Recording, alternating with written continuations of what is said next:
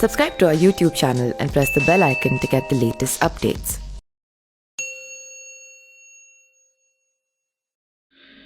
नमस्कार, मैं पिंटू सिंह यादव आप सभी का स्वागत करते हैं न्यूज लाइव में। दोस्तों, उत्तर प्रदेश के 4 चरणों का मतदान खत्म हो चुका है और अब मतदान 5वें चरण के लिए काफी ज्यादा जोशीले अंदाज में शुरू हो गया है और हर एक पार्टियां कोशिश कर रही है कि किस तरीके से आने वाले आगामी 3 फेज में समीकरण को बैठाया जाए, किस तरीके से प्रचार प्रसार किया जाए ताकि वहां पर ज्यादा से ज्यादा सीटें निकाली जाए। और इसको लेकर तमाम जो पार्टियां हैं वो लगातार निरंतर प्रयास में जुटी हुई है और कोशिश कर रही है कि 3 जो चरण में चुनाव होने वाले हैं उसमें वो बाजी मार ले। लेकिन इन सभी के बीच तीसरा जो 5वां चरण होने वाला है वो काफी ज्यादा मुकाबले वाली सीटें हैं, जिसमें एक सीट राजा भैया का भी आता है। जी हाँ, बात करें तो राजा भैया कुंडा से विधायक हैं और इस बार कुंडा का जो मुकाबला है काफी ज्यादा इंटरेस्टिंग और रोचक होते नजर आ रहा है। और रोचक तब शुरू हो गया जब अखिलेश यादव ने समाजवादी पार्टी का कैंडिडेट कुंडा विधानसभा से गुलशन यादव को खड़ा कर दिया। जी हाँ, बात करें तो लगातार कई सालों से राजा भैया तो चुनाव जीतते आ रहे हैं, लेकिन उनके विरोध में ना ही समाजवादी पार्टी ना ही फिर और अन्य बड़े दल जो है वो एक मजबूत कैंडिडेट के तौर पर जो है उनके विरोध में उतारते थे। लेकिन इस बार जिस तरीके से अखिलेश यादव ने राजा भैया के सवाल पर पूछे जाने पर उन्होंने ये कहा था कि कौन है राजा भैया, उसके बाद से ही कुंडा विधानसभा की चर्चा होने लगी और लोग कहने लगे कि इस बार अखिलेश यादव किसी दमदार प्रत्याशी को और राजा भैया के खिलाफ प्रत्याशी उतारेंगे। और इसके बाद घोषणा होता है गुलशन यादव का।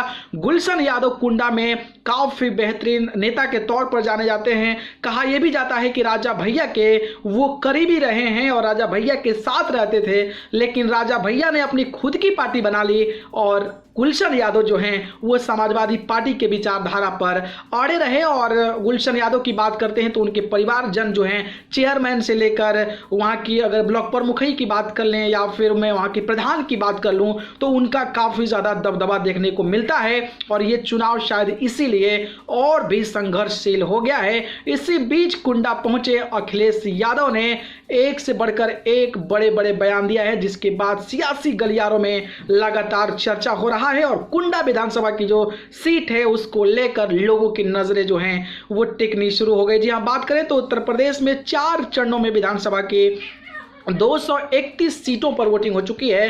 अब बाकी के 3 चरणों के लिए राजनीतिक दलों ने कैंपेन जारी किया है। इसी सिलसिले में आज समाजवादी पार्टी के मुखिया अखिलेश यादव कुंडा पहुंचे। यहां उन्होंने बगैर नाम लिए रघुराज प्रताप सिंह और राजा भैया पर जमकर निशाना साधा। उन्होंने कहा कि कुंडा के लोगों बताओ, कुंडा से जो हर बार जीते हैं उनके लिए कुंडी लगाओगे कि नहीं लगाओगे?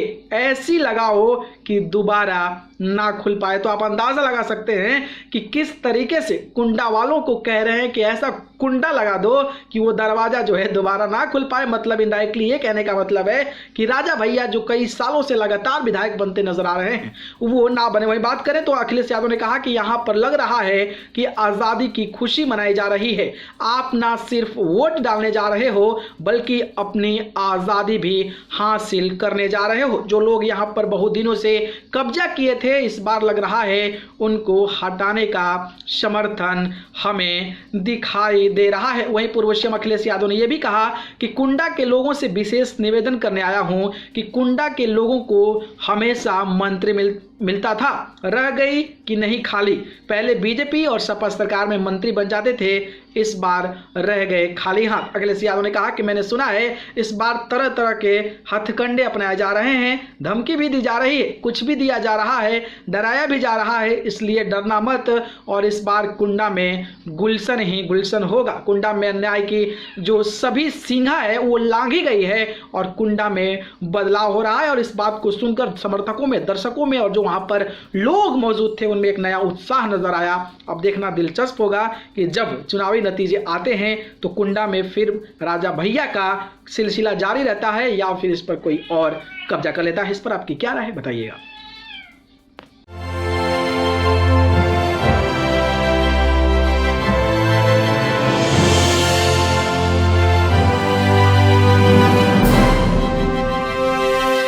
Subscribe to our YouTube channel and press the bell icon to get the latest updates.